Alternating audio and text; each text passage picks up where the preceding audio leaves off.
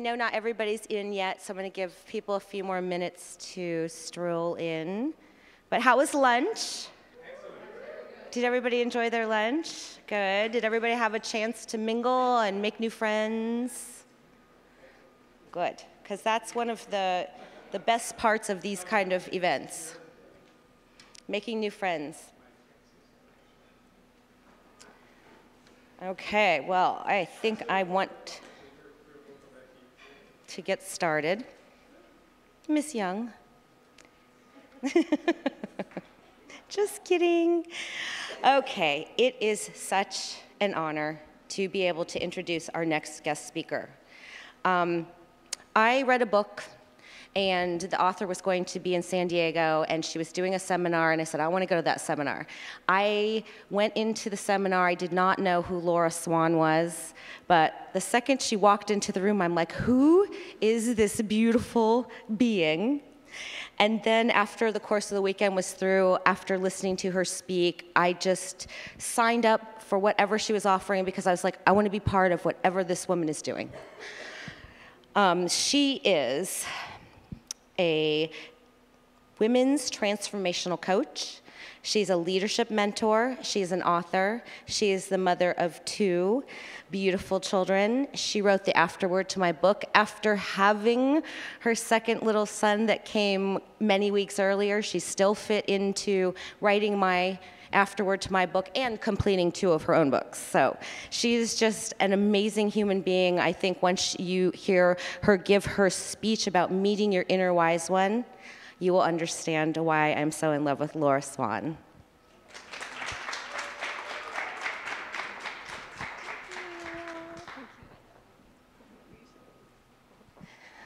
Hi.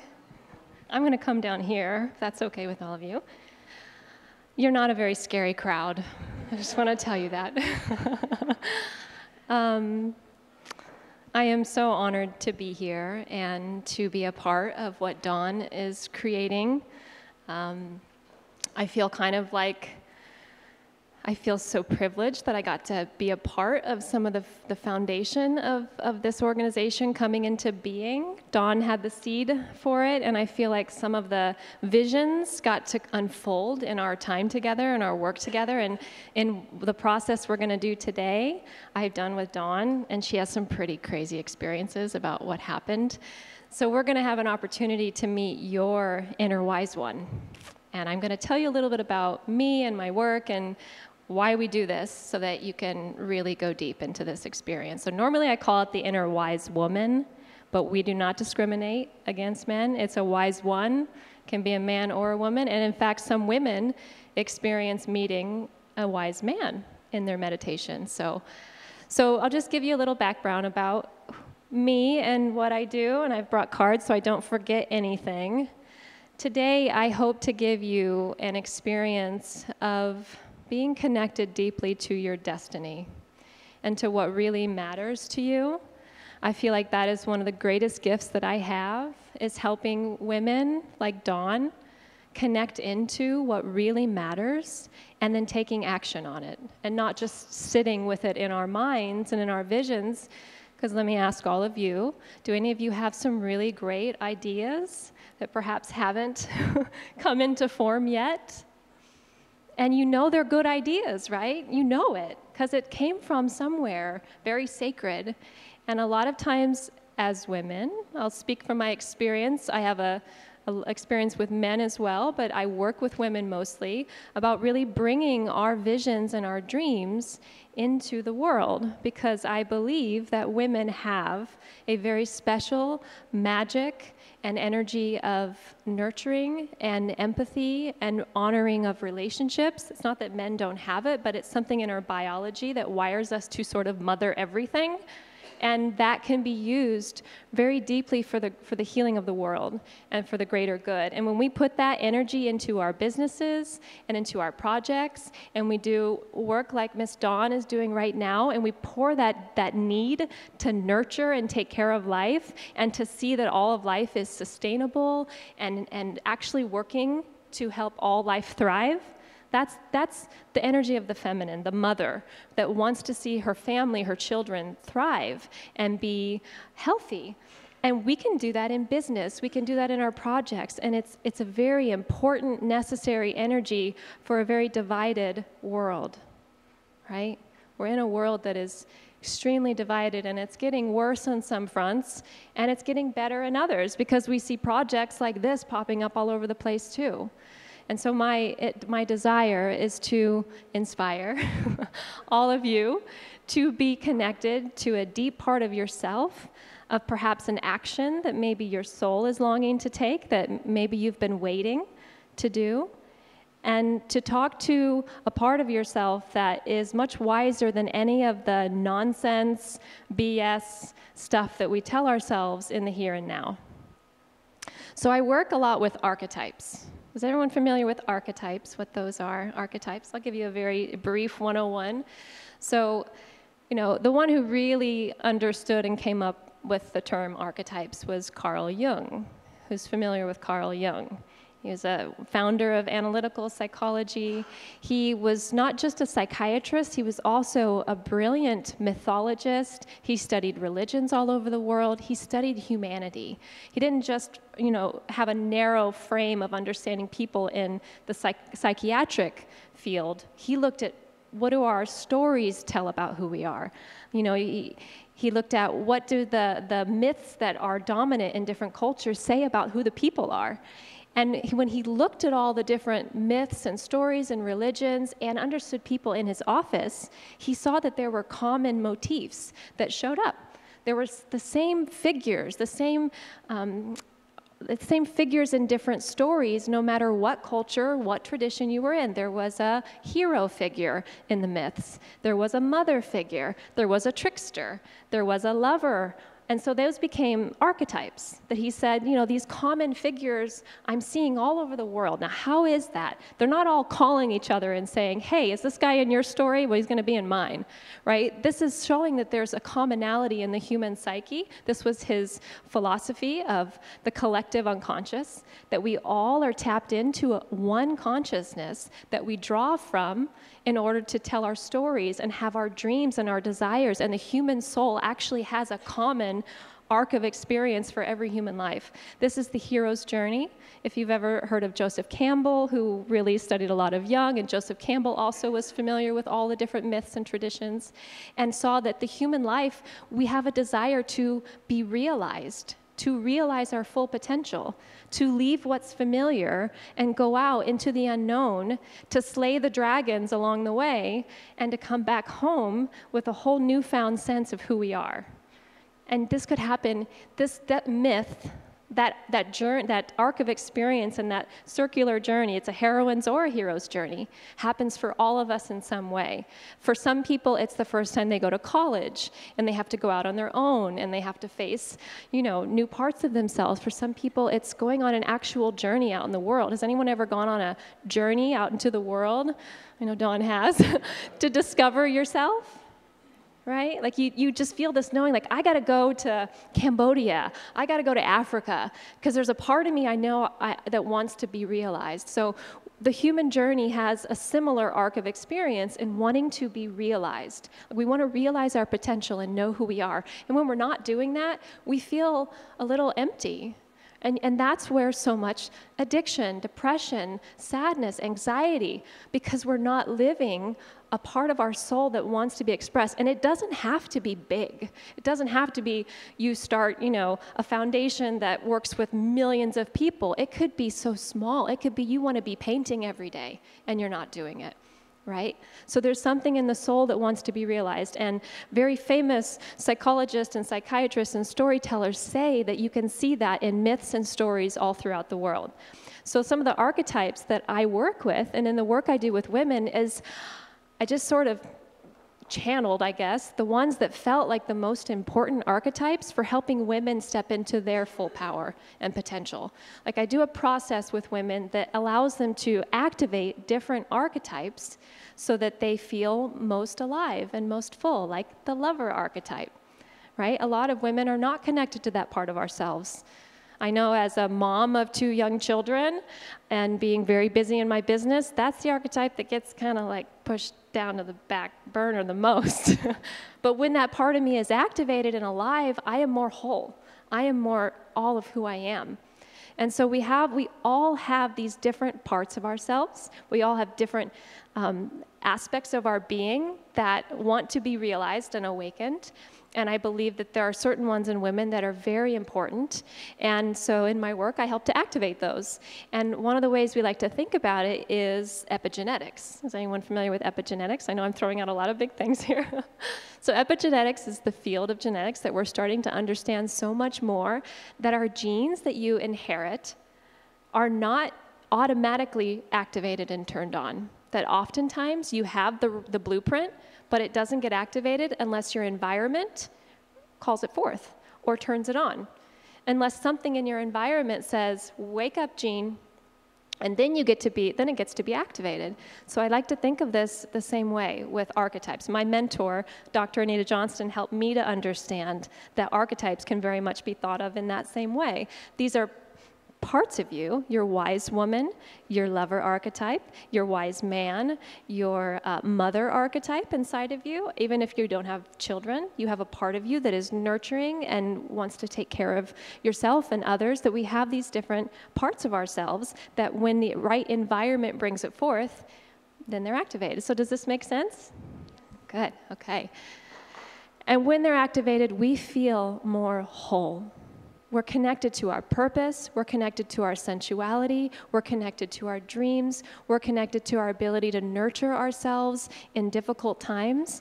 That's the mother archetype. So hard to do when we go through hard times. We want to crawl up in, our mama's lap or in someone's lap and be nurtured, and this is actually learning how to do this for ourselves and deep self-care. So do you understand the significance of why these can be so important? It's a way of looking at necessary things that human beings have to cultivate in a more, I like to say, fun, creative way when we think about them in the context of archetypes. So the one that we're going to do today is the wise one. And I'm going to do a little meditation with you that's going to invite you to activate yours, to activate a part of yourself that knows very deeply your highest path, that if there's any situation in your life right now that is in question or confusing or you don't know what path to take, does anybody have something like that going on? Nobody over here at all has any confusion? Wow, I want to hang out with these people.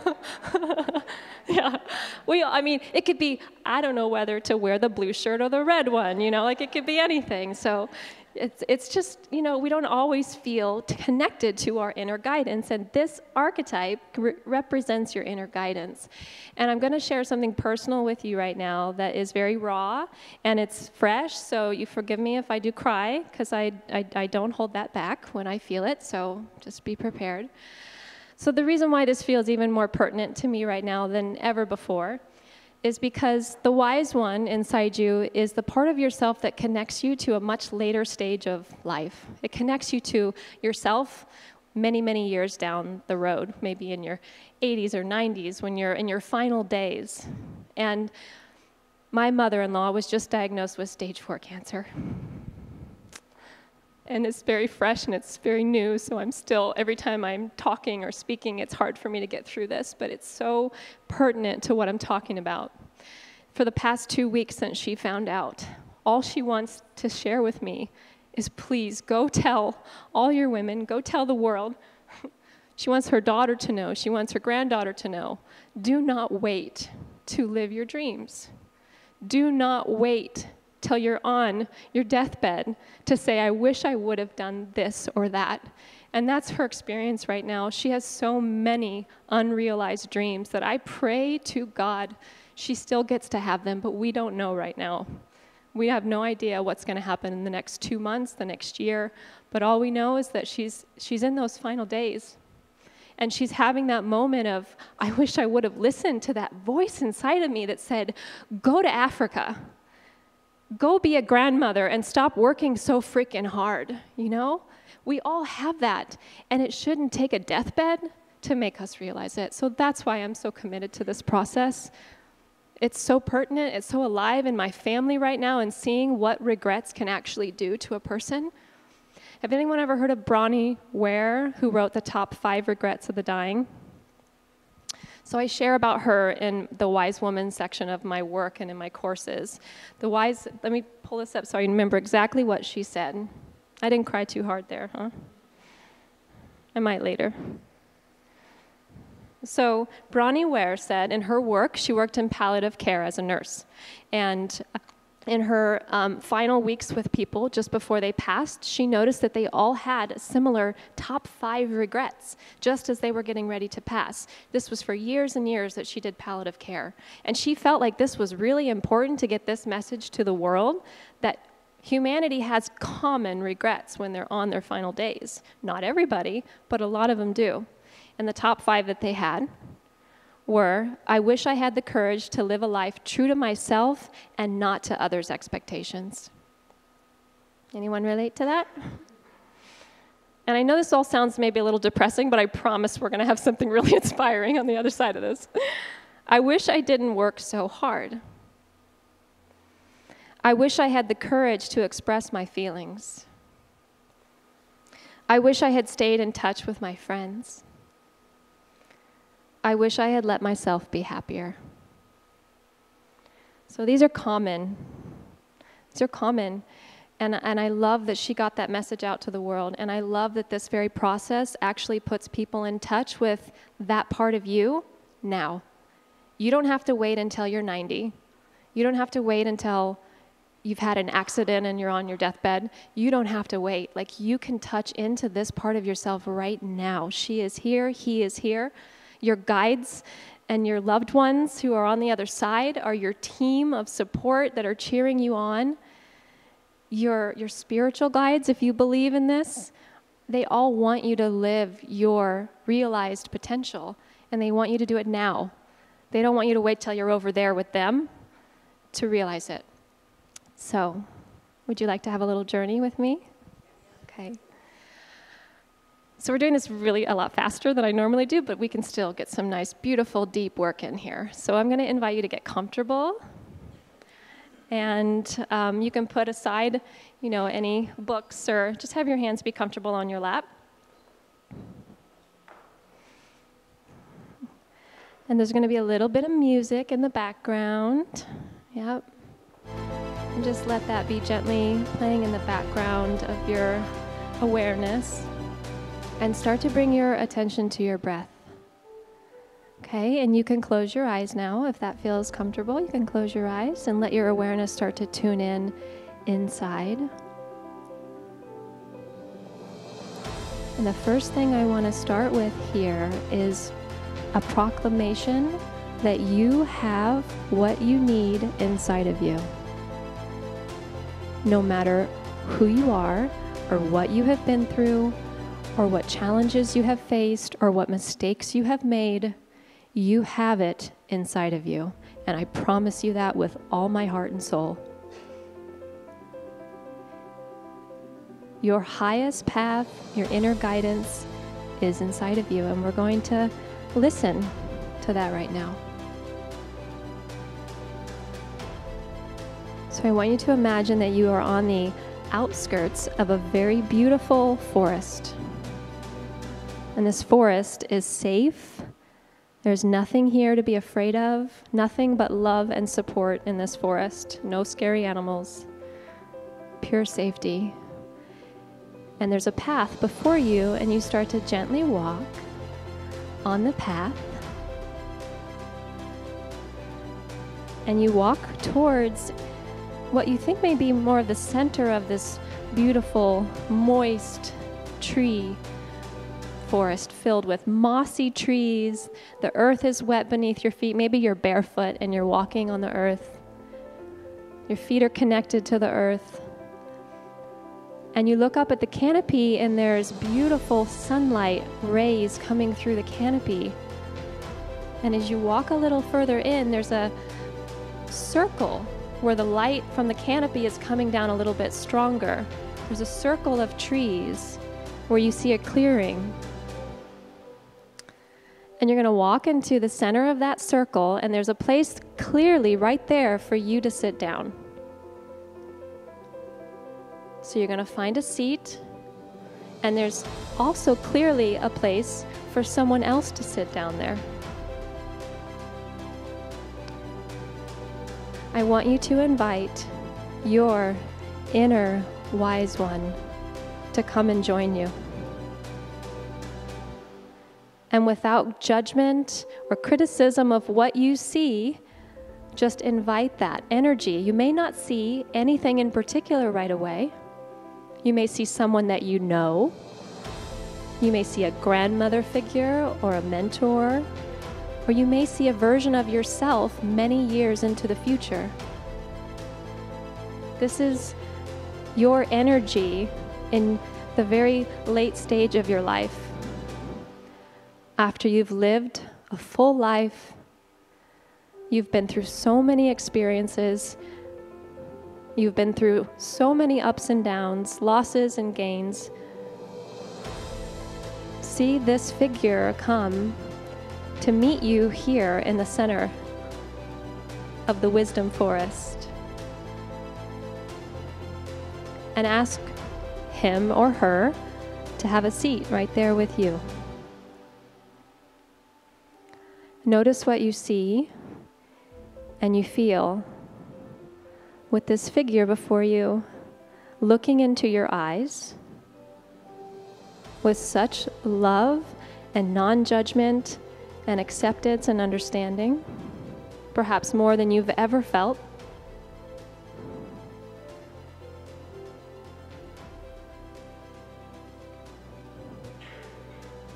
And take a moment to just be with this energy and see what you see and feel and notice.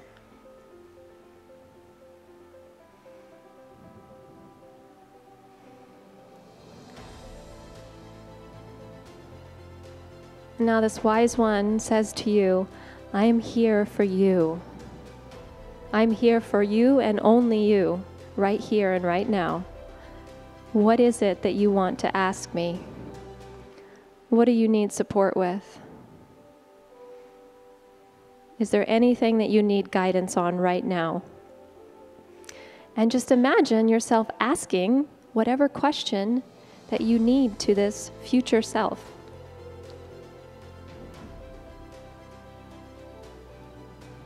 And listen for what you receive.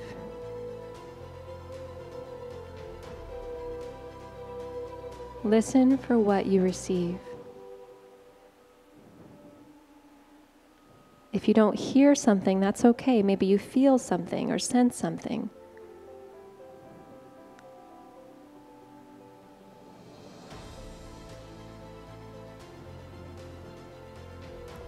What do you need guidance on right now?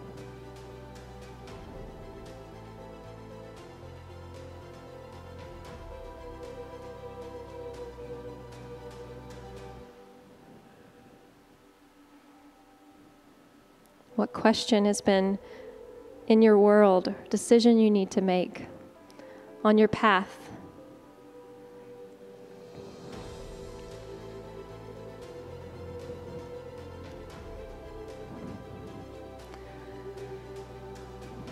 And then I want you to notice, still here in your eyes closed with your wise one before you, that suddenly you see that you're not alone in the forest, that there's actually figures around the whole outside perimeter of this circle where you are. And these figures represent your inner guidance team. Maybe your angels, maybe your ancestors that have crossed over, maybe your spiritual guides or teachers.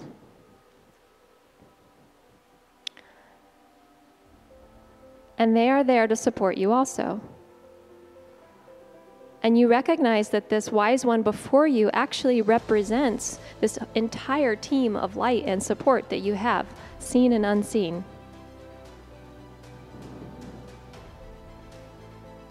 And they are there holding the space for your questions.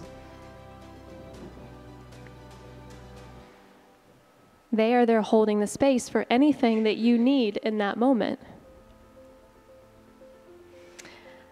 And now you are going to ask them and ask this wise one before you, is there anything that you need to tell me right now? Maybe I don't even know to ask it. Is there anything you need to tell me?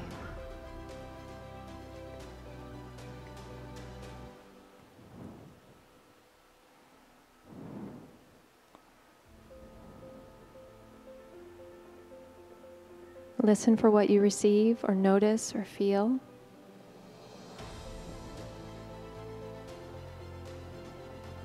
Without judgment or criticism, it could be very strange.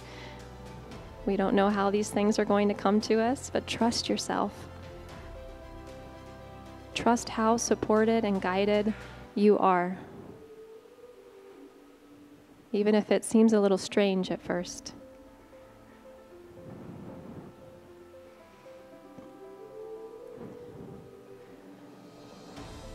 So now we're going to acknowledge this wise one before us, and in whatever way feels right to you, whether that be a hug or a high five, handshake, anything at all that makes you feel like you're acknowledging and giving thanks to this figure that's come to visit you, representing your intuition and your inner knowing.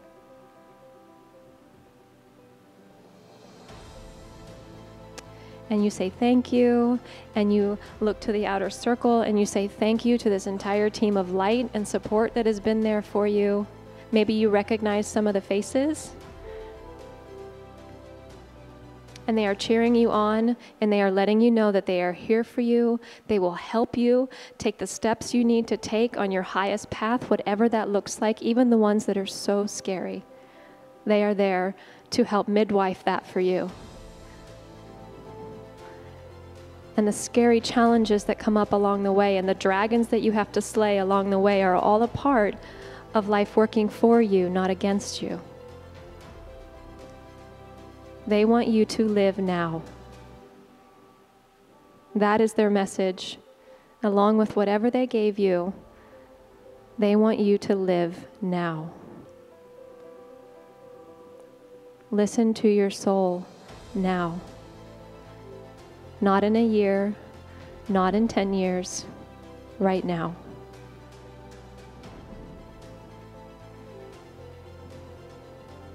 So you say thank you, and you slowly start to walk away, but you know inside your heart that this is always here for you. This place will always be here for you, that you can come back to anytime, in whatever way it looks like for you. Maybe it's at the beach next time.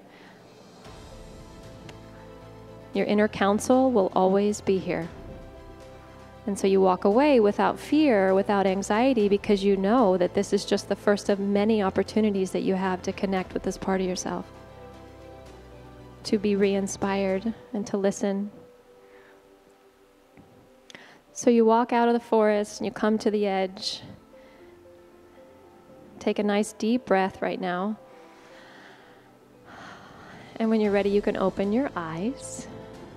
If you didn't fall asleep after lunch, we are falling asleep a little bit sometimes. Okay. Okay. So, and now, what's my time? That's okay. Yeah, that's good. I'm glad. 5 more minutes? Okay, good. And that makes me at 20? That makes me at 20? Okay, good. So I want you to take a moment and find a partner. And you're going to share anything at all about this experience. Now, it's okay for some people. They're like, I didn't see a thing. Like, I fell asleep. I didn't see a damn thing, right? That's okay. This is practice, right? This takes some time. I didn't see it for a long time. So just trust whatever came to you and share what you received. Even if it's crazy and weird and out there, that's even better. Just be honest with how the experience was for you. And take a moment to share with a partner, and then we'll come back. Okay? Bye, ladies.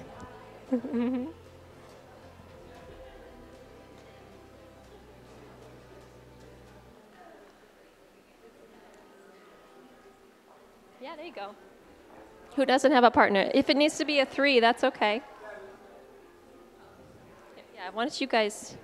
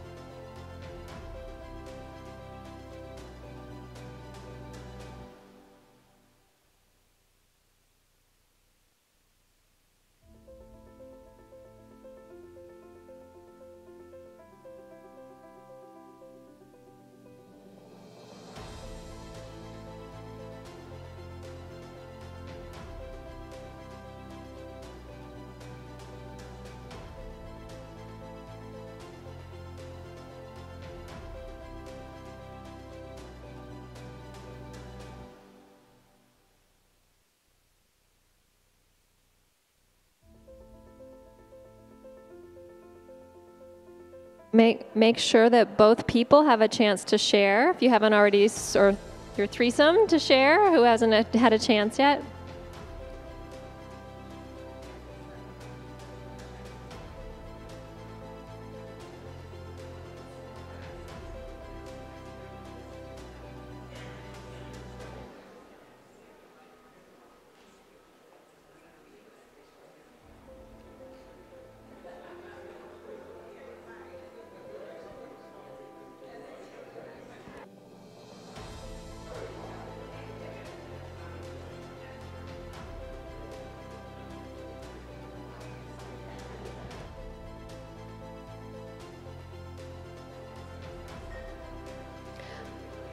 Does everybody feel you had a chance to share? 30 more seconds or so? Okay, 1 more minute.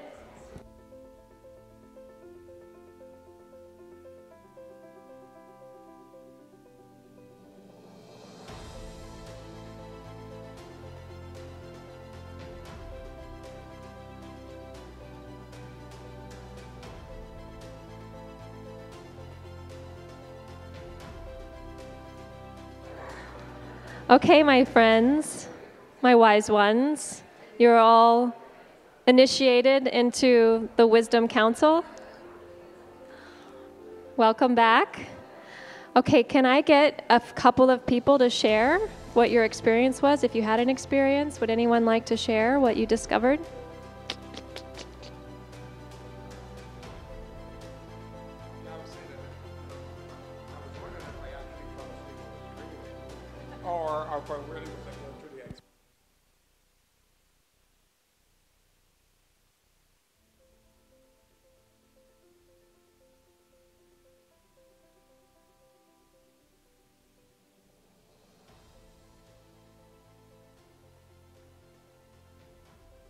Thank you. Yeah, what's really cool is that there's actually no way it's supposed to look. Your inner wisdom it presents to you in the way that's right for you. It may come through a chicken, like you don't know. It doesn't matter. You just have to trust your psyche and your soul to bring you the inner guidance. So I love it when people don't listen to you. They're like, I actually went to the beach instead of to the forest and had a party, and that's where my wise ones showed up. So it's good. You don't have to do what I say. I hope you even rebel and do something that's right for you. So there's no right or wrong in this. That's one of the first things to know. Physical, outside of that experience, can you just be, say, traveling somewhere, say if you drive from here to Pasadena and they come to a person, could that also be interpreted as for that? Absolutely, yeah. I think the spirit, the universe, speaks to us through so many different ways. Like our angels will show up with people who are right here. You may meet a lot of your angels at events like this, and you meet it's like the voices of your soul come through in many different ways.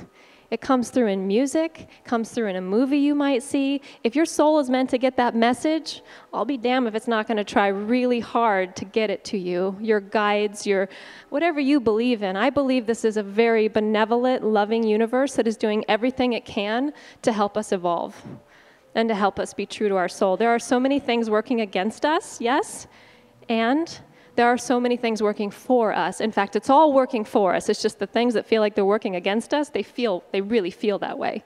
But in my heart, I believe that those are the dragons we're meant to slay to actually be stronger on our path. So I believe that people are our angels. They are our wise ones. Humanity is our reflections all around us of our inner wisdom.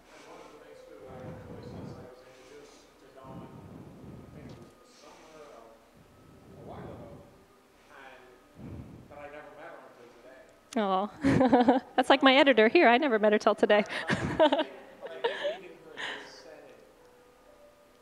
means more than if I had arranged a meeting.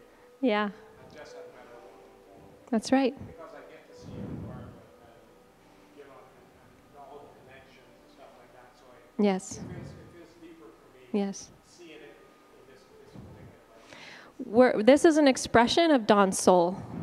What's happening here is Dawn listening to her soul and saying yes to the call that she got, despite how scary it was and all the obstacles that came up along the way. This is an example of listening. She got the information to go to Africa, go do this, build this village, create this organization, and she followed it, as weird and scary as that was. So we get these messages that just sometimes seem crazy, but if you're given it, then you've got the team of support to make it happen.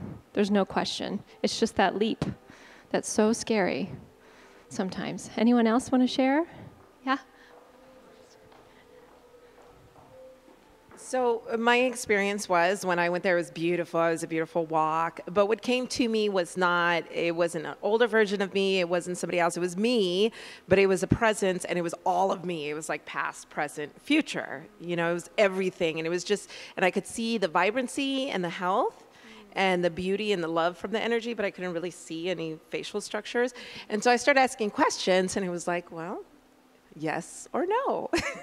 Every question that I asked was like, well, it depends on what you choose to do with this. It depends on how you choose to navigate this, So a question like, should I homeschool my kids? Because that's a big question for me right now. And it was, well, yes or no.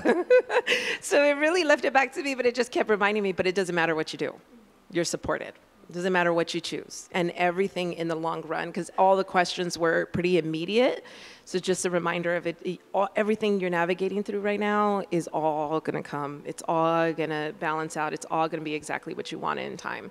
So that was interesting. That's cool. Yeah. Your wise woman's sassy. Yeah. She's like, well, you figure it out. Hi, mine, actually the person who sat down next to me was my husband, who's sitting over there. And we were surrounded by very similar in the type of light that you mentioned. It was just different forms of shapes, and there was things flying, and there was so much of energy around us. And what I actually felt was it was us when we were old. And the feeling that I got from it was the pure love that I want to share in the world, and the reason why I'm a founder of the Bee Tour, and that everything that I know right now is happening and is going to happen. And it was just this beautiful affirmation of that. And one of my questions was, for me personally with my health, which has been a long journey for me, and on what I needed to do, and I already knew exactly what it was, and it was just that affirmation of, you're on the right path, you're doing it, don't change. So it was fantastic. Oh, good. Thank you. Thank you. Okay. I think that's about all we have time for, unless there's one more burning one. Okay. Okay. Well, thank you. This, like I said, normally I do like this for about 45 minutes to an hour, and we have a little more time. But we did a nice little what do we call it, quickie, right? Little wise one quickie. And I want to thank you for going there with me and for trusting me. And I want to dedicate this to Andrea. And anything that came alive in you today of realizing in your life what you want to do now, I dedicate that to Andrea and to the wish that she has that all people live life now. So thank you so much. I've got books and some information over there, and everyone should take a card to be able to take my quiz on what's your feminine power archetype. Sorry, guys. But you can still find yours. I mean, go ahead. Why not? femininepowerquiz.com, right? So those cards are over there, and I have a program coming up. I work with people individually, so if you have any questions, please don't hesitate to reach out, and thank you so much. Okay.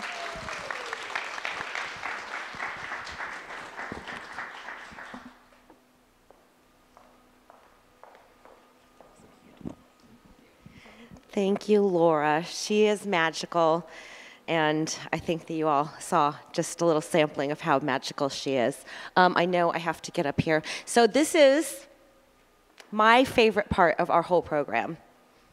That was one of my favorite parts, but here's another favorite part. We're all going to gather up on the stage, all of the B Tour founders, Laura and Sergio also, and we've got some questions that we want to talk about in a panel discussion format, and we invite you to also participate. So, Katie Gilbertson, you are a life mastery consultant, a dream builder life coach, and a holistic health practitioner, and the founder of Aura Wellness. She is also a co-founder of the B Tour. Could you come up, Katie?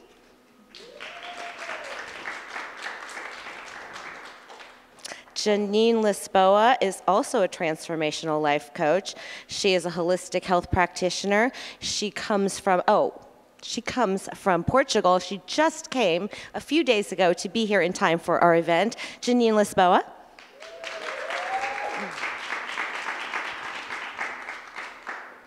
I have a special song to play, but I couldn't quite manage it, so I'm sorry, Chris. But Chris Bouchard, he's a consultant to social impact organizations, a peace and human rights advocate, founder of CB Strategic Consulting. He is an author, and he, too, is a co-founder of the B Tour. Christopher Bouchard. Deborah Louise Brown, she is a soulful book coach, a publisher, product creator, and she is an author herself, Deborah Brown.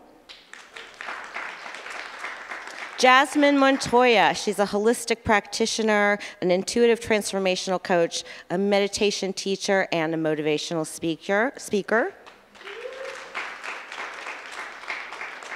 Laura J. Swan, we just heard from her, a women's transformational coach, a leadership mentor, and an author.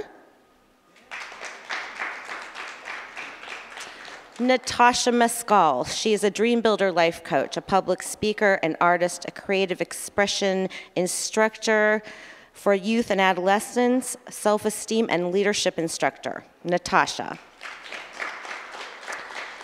Sergio Garcia Guillen. I know I say it wrong. I'm sorry, Sergio. Dr. Sergio. And last but not least, and I didn't even introduce, Sergio.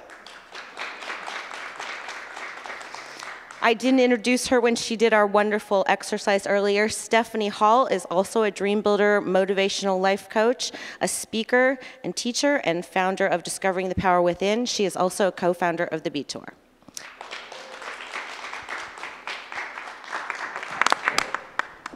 Jasmine is going to be our moderator. Hello. Be Vanna White.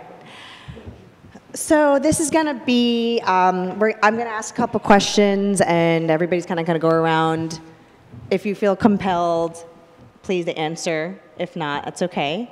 Also, the audience, I want some, some blood flow in here, so feel free to, if you have a question or if you want to ask any of these beautiful panelists a question as far as their life or their career, please don't hesitate to do that as well.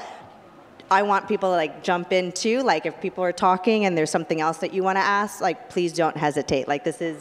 We're all in our living room, we're comfortable, and this is the interaction that I love to have. So our first question is, name one of your favorite aha moments in life.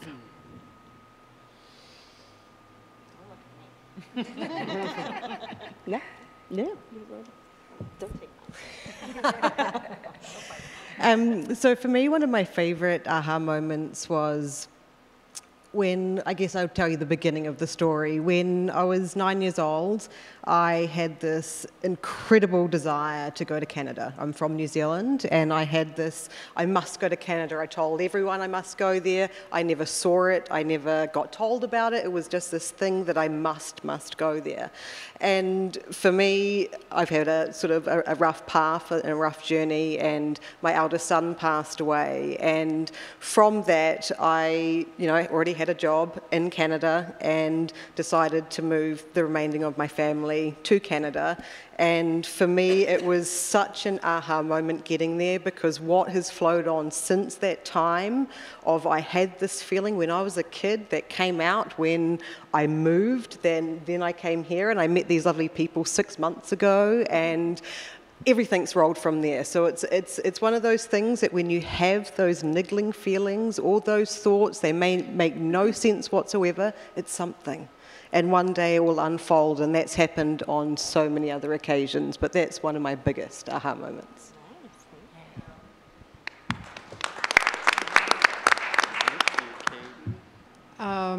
My late husband had been dead for about 1.5 years when I realized I needed to get out of where I was. And I left Arizona, surprisingly, because I love warm weather, and I've lived in a lot of places that's all it was warm weather. And I've now moved to Arkansas. And the aha thing about that is I really did not think that I could pull myself together, sell my house, go through my stuff, downsize, all that stuff by myself. And the empowering motion of that is maybe one of the best things that's ever happened to me. And I've ended up finding another man accidentally, which was a very big surprise. And so I think the whole point is just do whatever feels like you need to do. That's it. Just do it.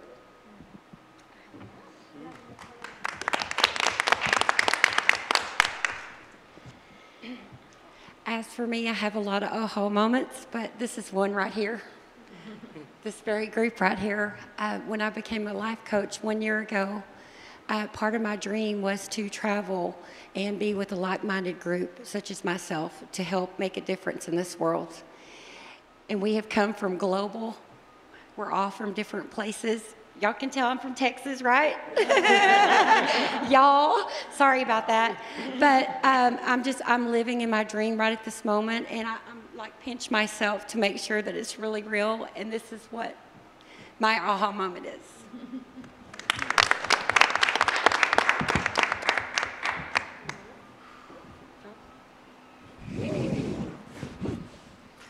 Hi.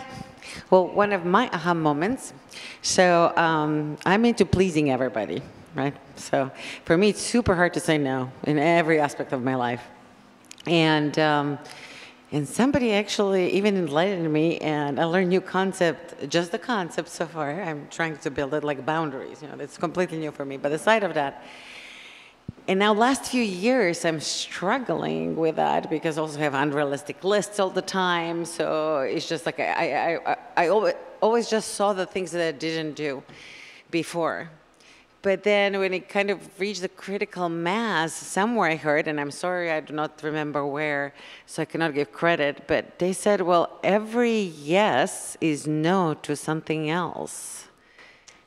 Are you aware, or do you check if that something else is something that is really more important for you, something where your soul is calling for? And I was like, wow, I never looked at it that way, truly. Every time when I just say yes to somebody who asks for help, but I didn't even ask, I even volunteer, am I like killing something that is calling to be expressed and maybe be actually even more beneficial? That was huge aha for me.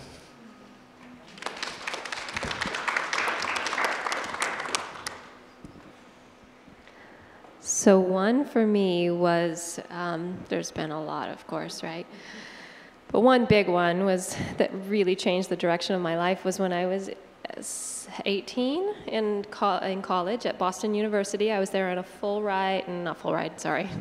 No, my student loans say not full ride debt there, but I was on a very big scholarship for Boston University, and I was following a path that was expected of me and that I thought was the right one. I'd worked very hard in high school to get accepted into the school and to get a scholarship, and then I was there, and when I got there, for the first 2 years, my soul just slowly started to wither.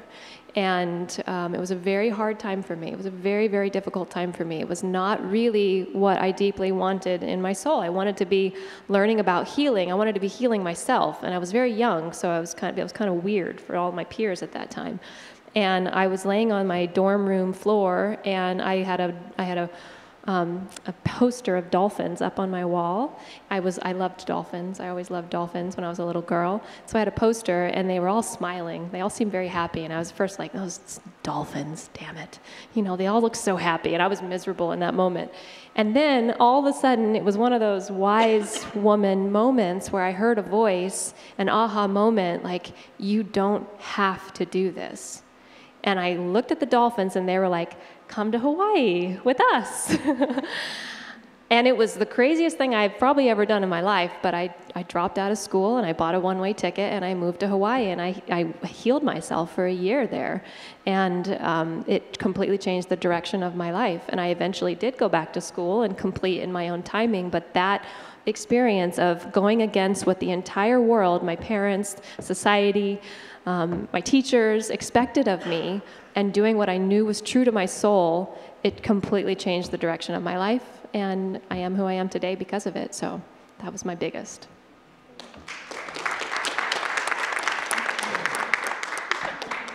So can we guess what my aha moment was? Even though it wasn't that, so fooled you. I actually have a deeper, as a mother, aha moment, and that was when my son was born. I did the checklist of life, checked it off. At 30, I was like, I'm set, I'm good to be a mom.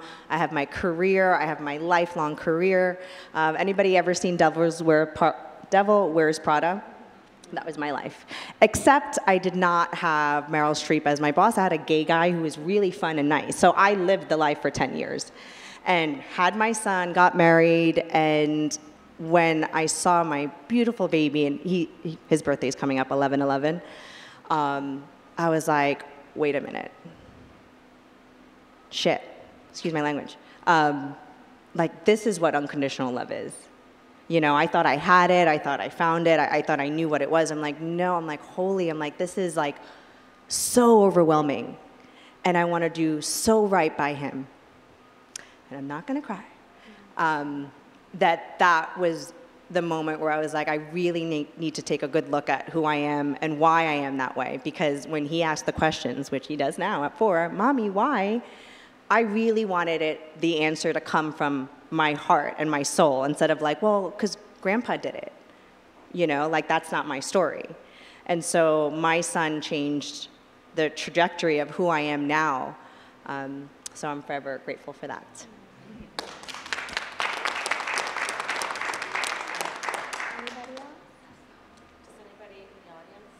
Does anybody in the, excuse me? I can be a mic runner. Does anybody in the audience want to answer that question? Nobody?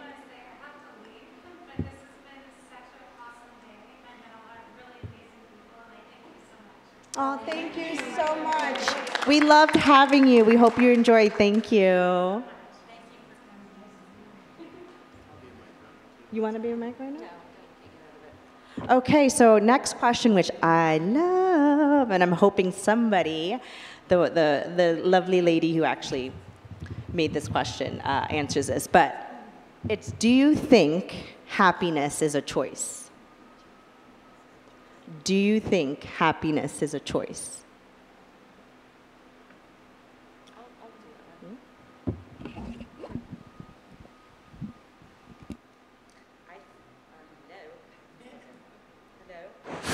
Yes.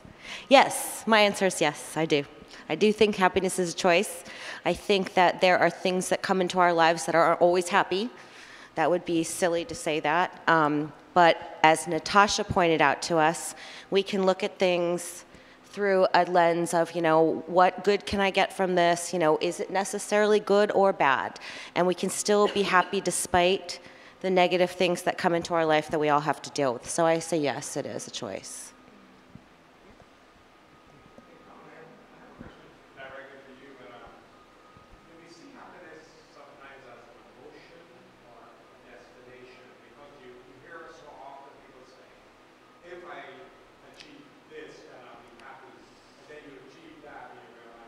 That's really, really smart.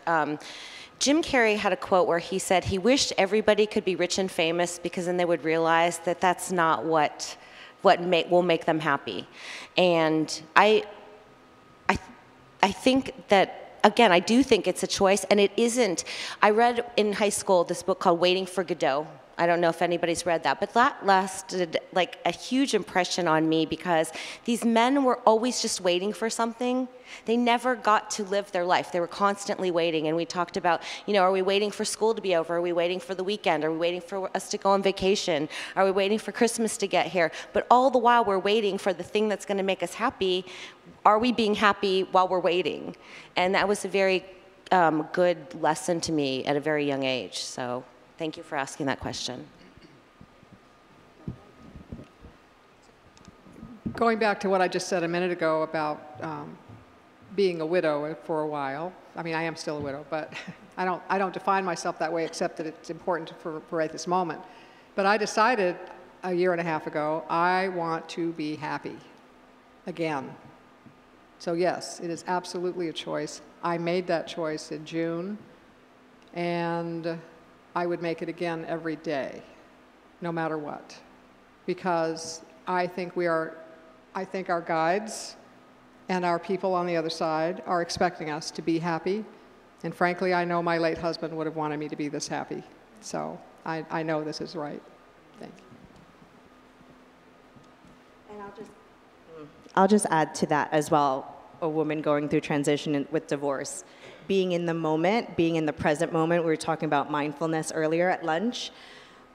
Happiness is a choice, because sometimes life, you're not happy and things go bad, even if you're a good person, and turn on the news and it's like trigger, trigger, trigger.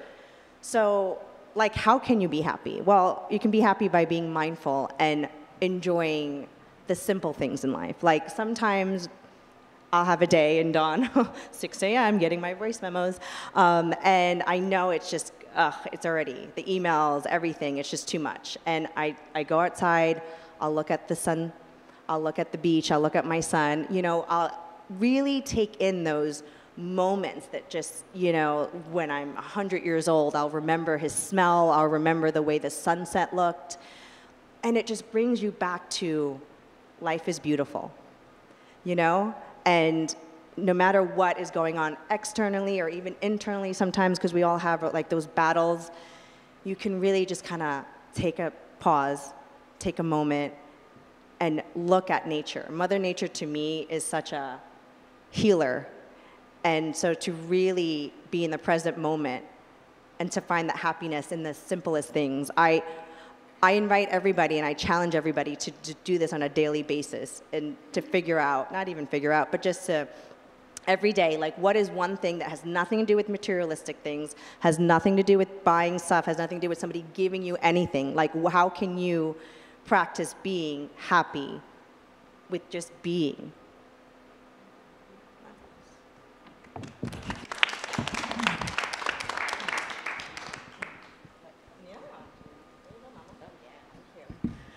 So for me, it comes back to my son again.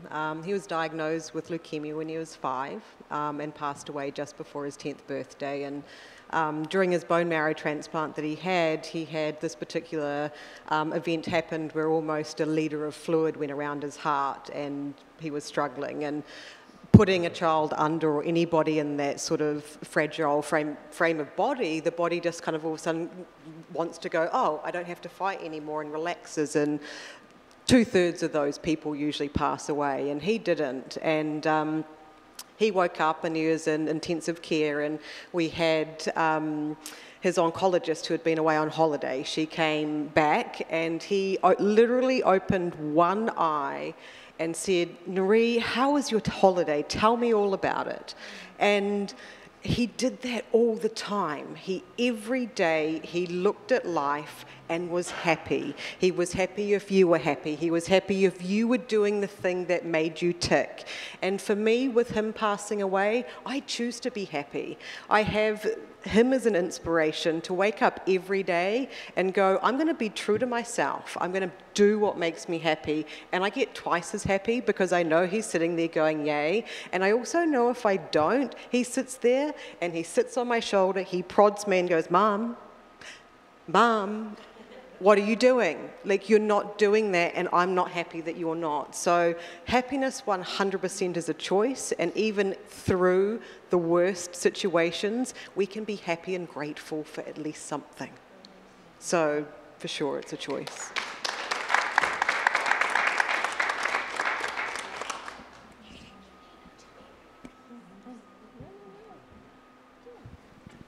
I was going to say something, but all my colleagues have answered or included phrases in their answers that was part of mine. But for me, happiness is definitely, as Jasmine said, something that is only felt in the present. You cannot project happiness to the future or be happy by, you can smile by thinking about something of the past, but you can't really be happy. It's something that's instant, organic in that moment, and that's something that we create with our thoughts, our experiences, how we perceive the world, and it is absolutely a choice. So what do we think, guys? Is it a choice, or are we happy? Are we choosing to be happy? Are we choosing to be miserable? What is it? It's a choice? It's a choice. May I? Yes. Absolutely. Yeah. I mean, you don't have to ask me. I'm not. And don't forget, we don't build life at once. We build moments.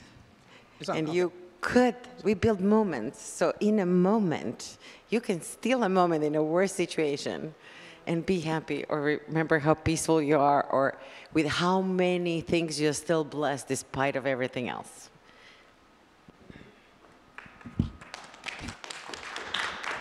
Hello. I don't want to intellectualize too much the concepts, but in some moment, I mean, I had ADD when I was just until 4 years ago, and in terms of the emotions, to be present, it was very hard.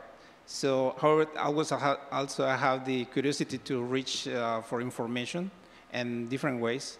And for example, I remember a research, they are talking about the emotions and how they are setting in different parts of our body. And I remember how I could notice, like, in these graphics, how the people who were describing themselves as happier, the energy was more in the upper body, and sadness, of course, in the lower. And so what I noticed also is the contentment was a little more well distributed all the whole body. So I looked for more information about that, and I saw the link between contentment and gratitude. So even in my practice, we said, even I am advocate of the positive psychology, because I think it has a lot of gifts, and the perspective they are bringing, even very practical. And however, in this case, we say, for example, suffering is optional. So more than a statement, it's an invitation to step out of that. So what I will describe in my perspective, also in my own being, is like contentment. And in order to be content, you may reach, or you may reach a goal or achieve something. So when you realize that, you feel gratitude, even with yourself or with somebody else. So you center yourself and you are in the present moment. Even if you are hyper, so happy but hyper, sometimes you get tired after that, or you are lower than that. So in the contentment, you get again in this balance in the center of your body. That is what I have seen.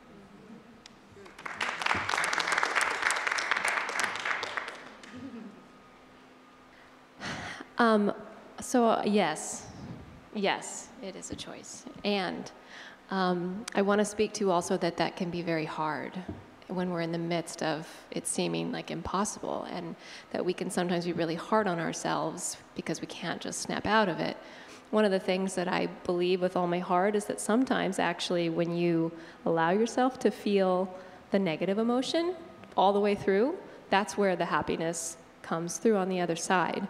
That if we try to affirm our way out of something that feels very deep and challenging in the moment, then that can be a form of bypassing, spiritual bypassing. So yes, it's a choice, and I do so many tools and practices to say, how do I stay positive in this time that feels really hard? And when I know that there's something in my heart that needs to, like this honoring of a feeling that's present there, it's by feeling it and honoring it and allowing it to actually have a voice that I get to the other side of the genuine happiness. So I think that's a careful distinction we have to make, that like, it's not like you should snap out of being sad. Like you should snap out of feeling what you're feeling. To me, that's a dishonoring of our truth. But to stay in it all the time and not realize that we have the power and we have the tools to move through it is the disempowering shadow side of that. And just to speak to the science of how challenging it is to snap into optimism. Have you heard of the book Learned Optimism? Maybe this is part of what you were speaking to also, that in the brain, when we have a negative experience, when something is really difficult, it actually creates a 17 times stronger neural pathway than a positive experience, because our brain is taught to learn to be afraid of difficult experiences and to like avoid danger. So something that you perceive as being traumatic, difficult, challenging has a 17 times stronger imprint. This is according to the book Learned Optimism and the science in that. I think it's right, but I'm not positive.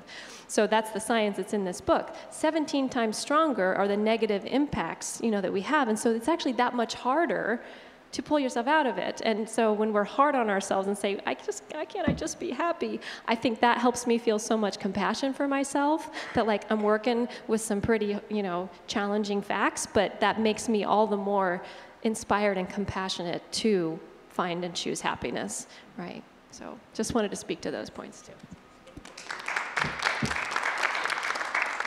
All right, we're gonna go to the next question, but this is more for the audience, a step one, because we're gonna talk about intuition. So I'd like to know, what is intuition to you?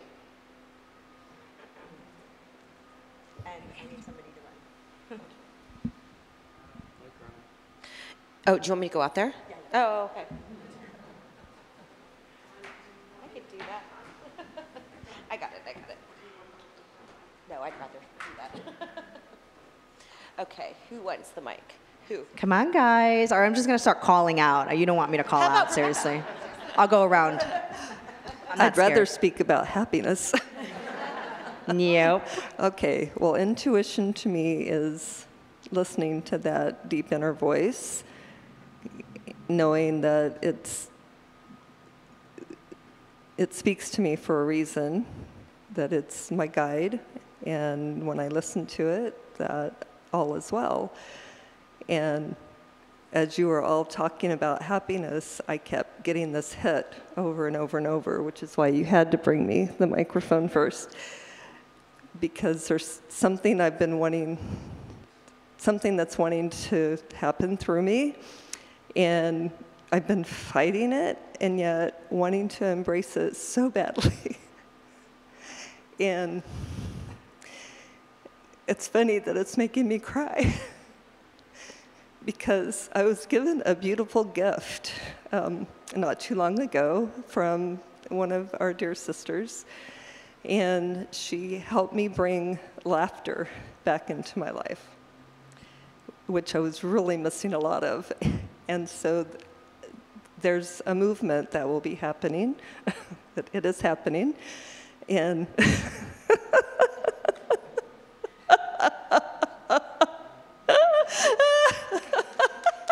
she's laughing, guys.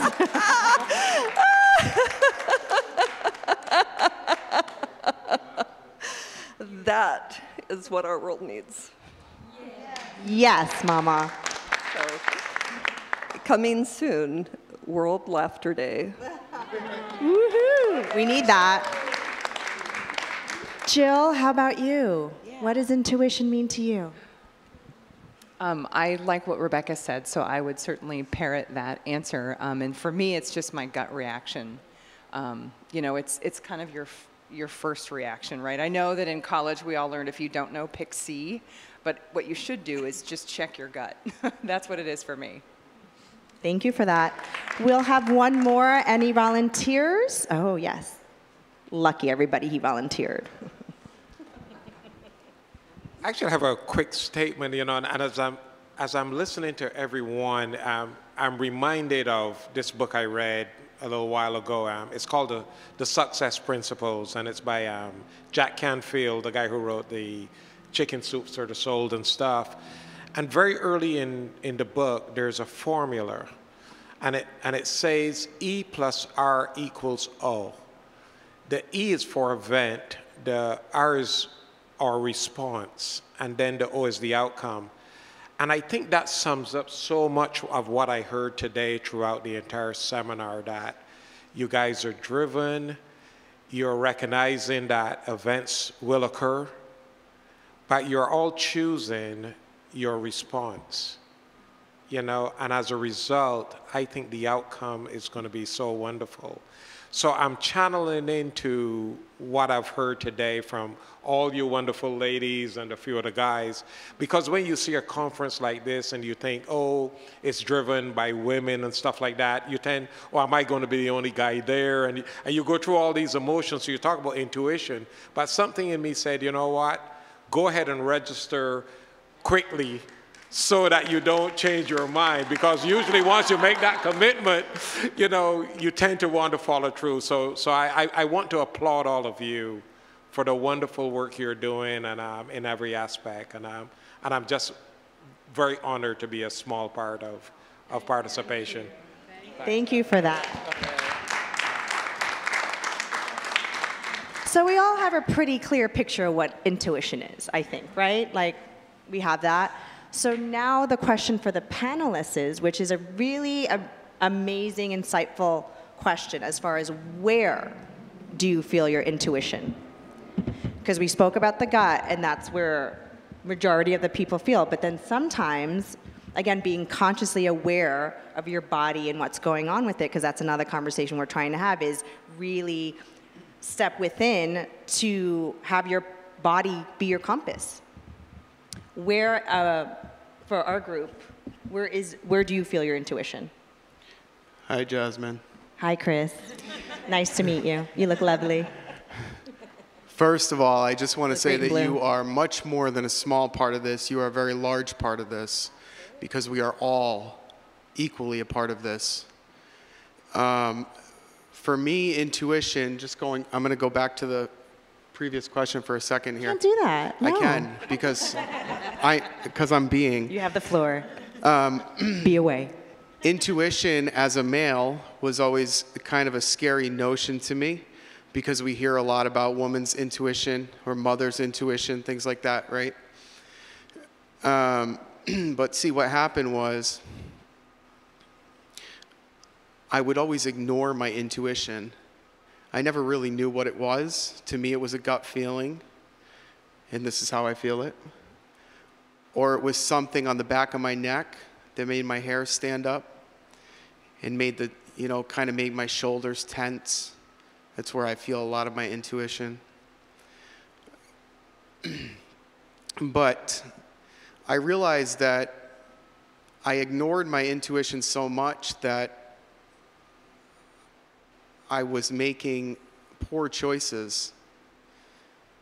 So since I've learned to trust my intuition, it's actually one of my favorite things now. And it's actually pretty simple, because it's just, it's going with what you know feels right.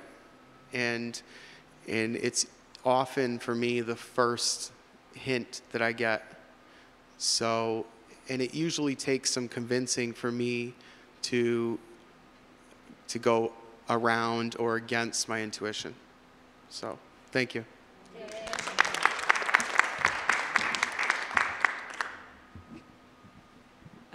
For me, I have a perspective on this that's a little bit different, because as long as I can remember as a child, my intuition was the voice.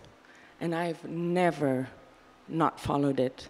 And I've never regretted that. It's always happened exactly the right way. And so definitely everybody trust your intuition.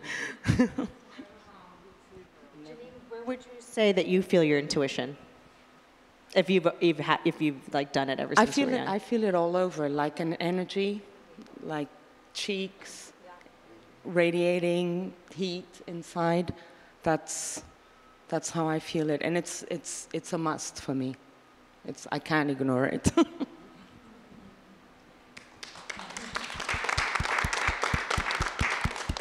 I feel exactly the same way, and I've always trusted my intuition. It's the one thing that I have been clear on. I have had moments in my life, however, how that's been totally turned off, and I haven't gone with that. But from that, I've learnt even bigger and better lessons than before that. And for me, very similar, the similar places. I also get like downloaded all of a sudden these thoughts or ideas that I'm like, where did that come from? And what I've learnt sort of to do originally was like, why would I think it if it wasn't something? It didn't get there by chance. There's a reason for it being in my mind, so what is it? Let's explore it and go from there. And the same thing, I get a lot of gut feels, I get chills a lot, lots of deja vu. There's quite, like, my body's very super responsive to that sort of thing. But again, when you go with your intuition, your life just rolls and develops at a phenomenal kind of hyperloop speed. And, you know, like I was saying, that this was only 6 months ago that I met these amazing people who I feel I've known my entire life. And I already knew that they were coming because I felt that. So trust it in any way that it comes to you.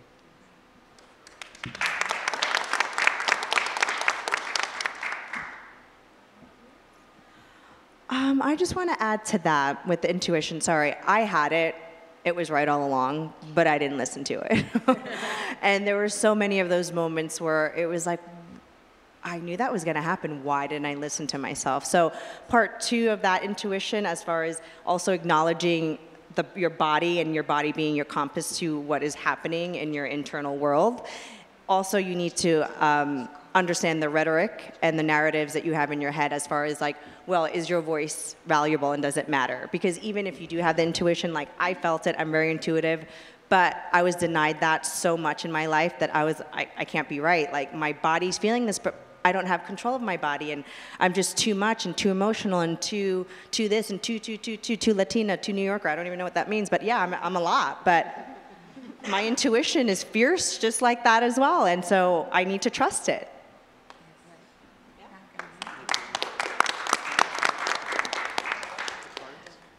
For me, intuition, I've always looked at it as when we pray, or excuse me, when we learn. Well, you pray, so that's what you do. Like, there's no need to deny that. But when we pray to the Lord, that's Him speaking to us. And I lost it. Sorry. That was a good point, but I lost it. Okay, let me see here. When we listen to ourselves, we are listening to our higher power. When we pray, we're speaking to our intuition, our higher power. Thank you. So we have another fantastic question. I love this one. What does fear cost you?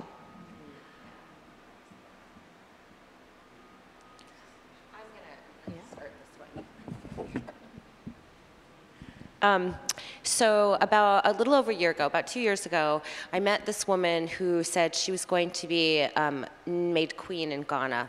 And she invited me to come. And I said, well, you know, I've always wanted to go to Africa. And gosh, you know, what better experience than to go to a coronation of a queen? So I start planning out my trip and everything. And the funny thing is, like, when I would tell people that I'm going to Africa, the first thought that most people said to me, aren't you afraid? Like, aren't you afraid? You're going to Africa, you don't know anybody, aren't you afraid? And it didn't even occur to me for a moment to be afraid. But then after everybody kept saying that, I'm like, well, maybe I should be afraid. So I really honestly try not to let fear cost me anything, because maybe I just don't have the awareness to be afraid. But it has led me down the right paths, and that's my intuition. I go with even the crazy things that come to me because that's where I find my biggest growth. Thanks, Don. Jasmine, I think we're out of time. Yeah. We'll finish this question, and then we'll Just let me. Oh, I didn't get the memo. Okay, cool. So what are we doing now? I'm lost. We're finishing this question. Cool. So what is fear costing? Anybody next? Hold on a second. I have to get it back on. I was just going to say that working through fear, I mean, trust me, getting up in front of people to speak is one of the things that pretty much sewers a lot of people's day. And I've spoken a lot, and I still was afraid today because I haven't spoken in about 10 years. And I'm thinking, oh God, what if I forget what I was going to say? What if I bomb? What if blah, blah, blah. But working through it is such a positive experience, right? And it's part of that whole happiness thing. It's like I choose to do my best, and hopefully I'm surrounded by people that's good enough. And so I had a lot of self-talk today, but work through it. Just do it anyway. Do it afraid. Do it afraid. Yeah. Okay, I got this. I was very afraid of flying, and I'm from Paris, Texas. And I not only fought that fear this time, I got on an airplane by myself, came to California, and I just feel so much like I challenged that. And it's just wonderful.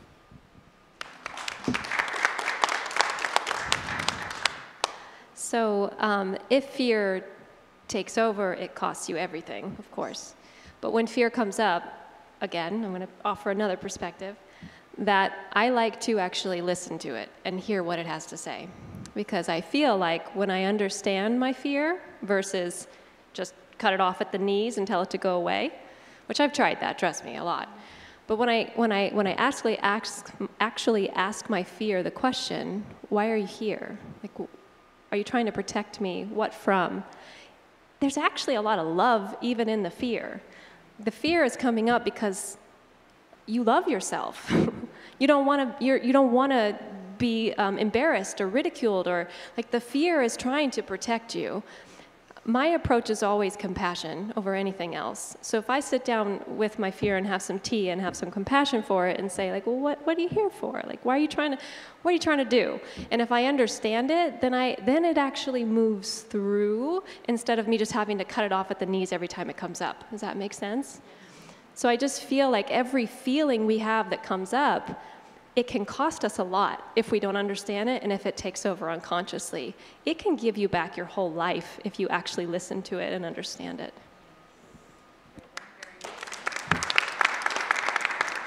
I love that, absolutely. So I have a question for the audience. We have half an hour left, and we could either do some networking or we can continue on asking questions. I would like to pose the question to the audience to see what you are looking to get more out of right now. Crickets? Yeah, who wants more questions and more one-on-one with the panel? Or raise your hand. Anybody? The panel? And who wants to network? And we'll give you time to network as, oh, yeah, you do? Jasmine, we have limited time. I know, I'm on it with the time. I understand. So we'll ask just a couple more questions since that's where we want to go. And they're the last good ones. I'll leave you with two questions. One is, what does respect mean to you?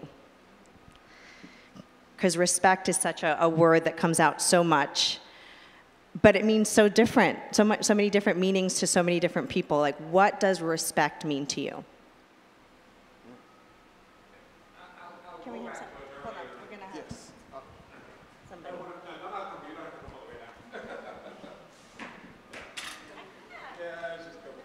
Okay, just let me do. You know, I'll go back to my earlier comments about my dad, and I'm sharing a little bit of a personal story. My dad and my mom got divorced many, many years ago, actually 40 plus years ago. And he subsequently remarried, and now he's been married over 40 some years. So his life has changed and he's in a very happy place. But when that event occurred, I thought I lost respect for my dad at that moment, because it was such we felt abandoned for some reason, we had this family life and all of a sudden dad wasn't there. And I think in some respects, it has shaped some of my thinking even until today, and how I react with my own children. But one of the takeaways that I got, and I regained the respect for my dad when he actually sat me down. We were, at this point, both I would consider grown. I was probably in my 30s. And he asked for my forgiveness. And I thought about it and I said, here's this figure that I looked up to all of this time and that I was disappointed, I lost respect for, but he was humble enough to approach me, and by this time my career was growing, I was becoming I was an executive in a company, and I went through the emotions of, is it because now he sees his son as this executive in a company and that's why he wants to connect? But as the years went by, I realized that really all he wanted from me was forgiveness. And once I was able to forgive him, our relationship just blossomed and blossomed and blossomed up to this day. So the last 30 plus years with my dad has been so amazing. When I was able to put that behind me and return the respect that he sought, because he just wanted it. He just, but it wasn't that I gave him respect, it was that he asked for it. And I felt that compassion that you said within me to be able to give it to him. And I think it enriched his life also as much as it enriched mine. So respect is one of those things that I cherish, so much. And it's for people in general. It's not only family members or my kids, but when I meet people in all walks of life, and I encounter so many people in my travels and in my work, that I always try to say, how would I react if I was in their place? And that shapes a lot of my feeling and the way my outlook on how I approach life in general.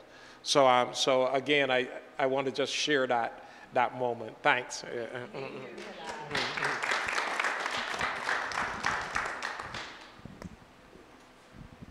I love that question, and I don't think I've ever really had that asked, so I was in contemplation. I'm going to build on what he said.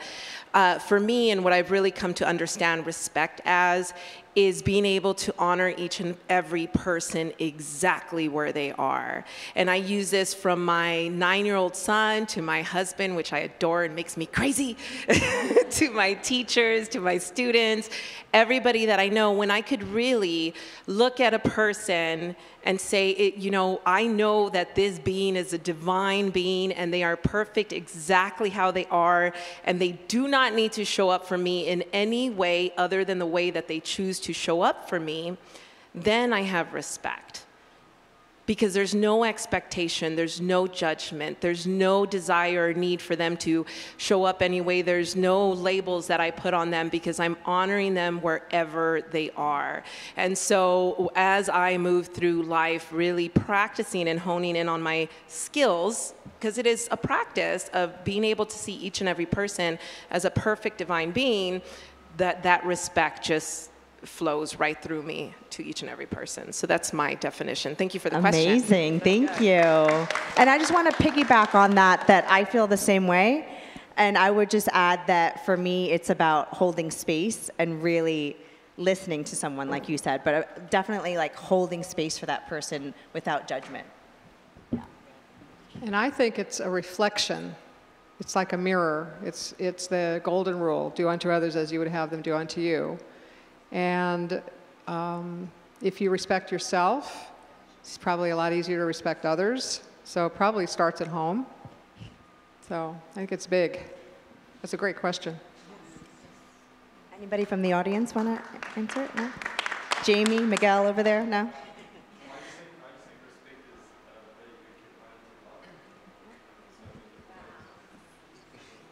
That's all. That's it. That little golden nugget. That's it. Thanks for that. Thanks for the share. And our final question, what does legacy mean to you? Legacy. And there's a second question to this. All right, what impression do you leave every day? I think I like the second one better, so let's go with that one. What impression do you leave every day? Gotta think about that, right? I'll start this one only because we talked about this question before we formulated it, and we did start off with saying, legacy. And what we were trying to actually evoke from everyone was that a legacy is something that happens after you're gone, but we're talking about like what impression do you leave in your wake after you've gone to the grocery store, you've gone to your children's school, you've gone to the doctors, wherever you are in your daily life, like what is that legacy?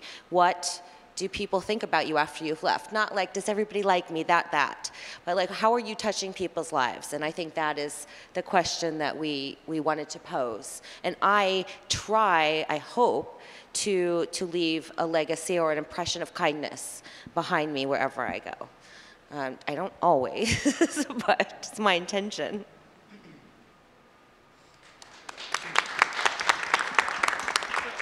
The impression I want to leave, or my legacy, whatever, is just to again, I'm going to curse because I don't know why, that's just me, just to fucking be yourself and own your shit. And not give a rat's ass. That's all.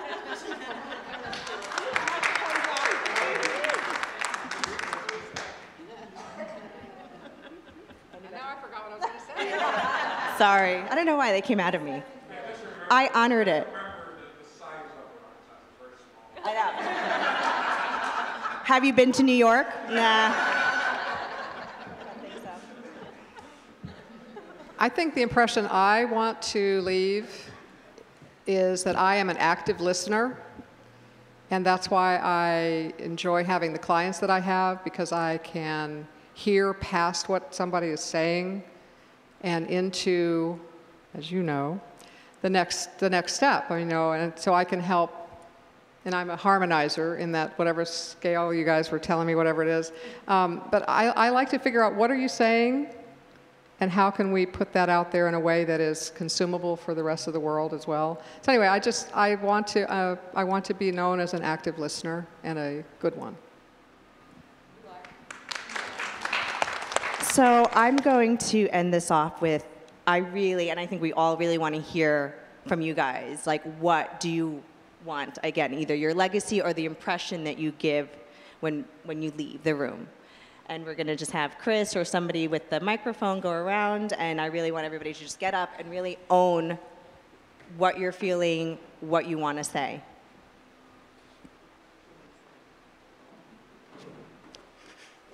It's not optional.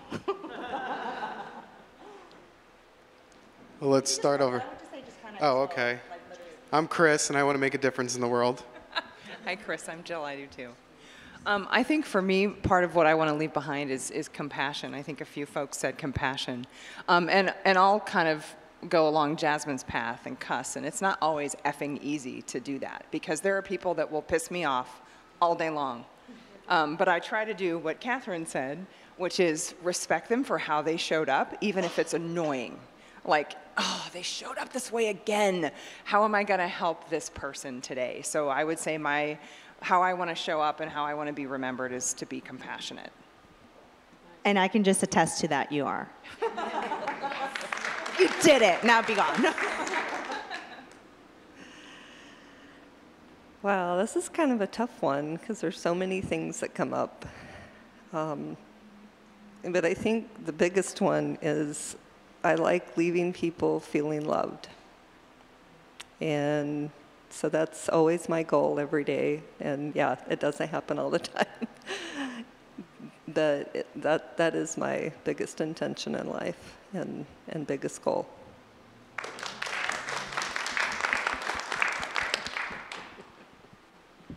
Okay, case you haven't noticed, I'm afraid to talk out loud. I would say, as growing up, I was very spoiled, so I tend to be very selfish. So as I've gotten older, I think I'm trying to impart to all my children and grandkids just love and to just be. And so it was very fitting for me to, when Don came up with this book, but that's it, just love. Love everybody. That's beautiful. Enjoy them.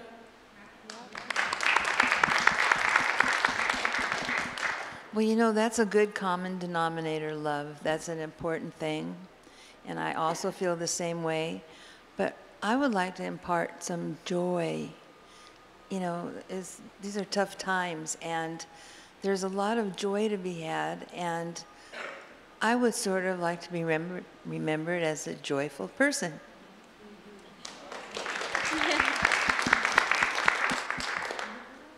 Microphones are kind of scary. You can hear me. Don't even. I like to leave no impression. No, I'm just kidding. I knew that would make my mom very angry. I guess it kind of depends on the context. When it's just somebody in the store, it's usually more joy. I like to be kind, and I mean, kind of no impression. I don't want them to ever remember me in a bad way or like make a difference in their day, except for, oh, you know, it was a good thing, like only in the positive, most positive of lights. And with my family and friends, just that I'm present and that I'm always there as someone that they can always come back to if they need anything. Thank you. Your mom would be proud. I'm going to stand up for this one because this is my legacy. You go, girl. Do you want to stand right here, right in front of the camera? I'm going to stand right. Camera's right there looking at you. Go, go. Right at the camera. All right, listen. Whether I die today or I die when I'm 100, the legacy I will leave behind is that I followed my dreams and created a life that I love. I broke through mass consciousness, cultural consciousness, family consciousness, and I created what I wanted to have. And in doing it, I found myself, and I inspired many, many, many people to do the same. That's my legacy. I'm claiming it. I'm owning it. I like it. Microphone drop. You should have done that, honey. And anybody, feel free if you want your 5 minutes.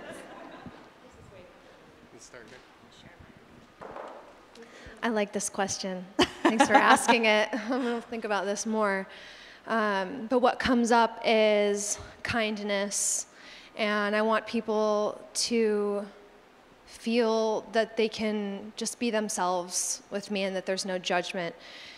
And the other thing that's really important to me that I'd like to leave in every space that I'm in and just my whole life is a permission to be like weird and different and to share your uniqueness, and that your uniqueness is like juicy and exciting and awesome and what makes you who you are, and just more permission for people to share that part of themselves. And I'd also like to leave light and color and beautiful art and love.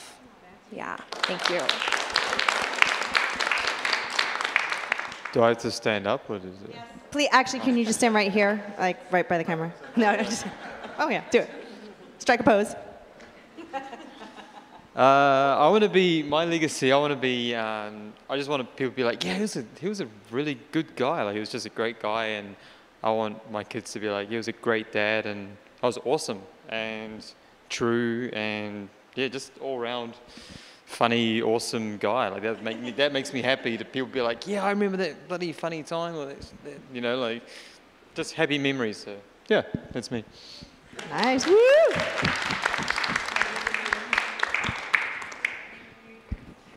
Hi. So for me, what really makes me happy is helping out other people, and that's kind of like what I like to leave other people.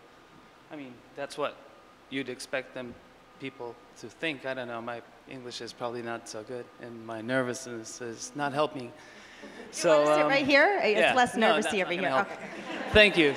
So anyway, I want people to remember me when I'm gone eventually for the kindness, for being polite, for treating people with respect, and above all, love. Yeah, that's what binds us all together.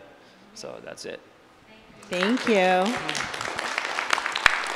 I know you want to stand up here, no? No, we can sit this time, but Let's check. one of the things that, you know, living a life of purpose, you know, my life has been extremely serendipitous from, you know, coming to this country at the age of 19 with a student visa to not having a work permit and all these things to where I am today, you know, running a company. And so I have this thought in my head of a book, you know, that I'll probably never write, but it's purposeful serendipity, you know, because when we encounter people and we have these great opportunities to make a difference, do we apply purpose to that and follow? So serendipity will occur, but adding purpose to it. So I'm living my legacy now, you know, I'm not waiting until, you know, I'm gone or somebody to share it. I want people every day to say when they have an encounter with me or I have an encounter with them, you know, did I make a difference? And that's it. So I tell my kids this all the time, you know, there's not going to be a lot of money lying around. And don't plan for all of that. You know, I told them I'm living my life and I just want to make a difference every single day and treat people with respect, kindness, and honor, you know, because I think sometimes we forget to honor, you know, those that we come into contact with. And again, I really do mean this sincerely. I really appreciate the work that you guys are doing. You know, that's why I'm following it, and I'll stay connected, you know, as long as I can. Okay. Thank you so much. And you guys didn't want to talk. Look at that. Well, this concludes the panel discussion, guys. On the back, there will be fruit, hors d'oeuvres, tea, and water for your liking. Thank you so much.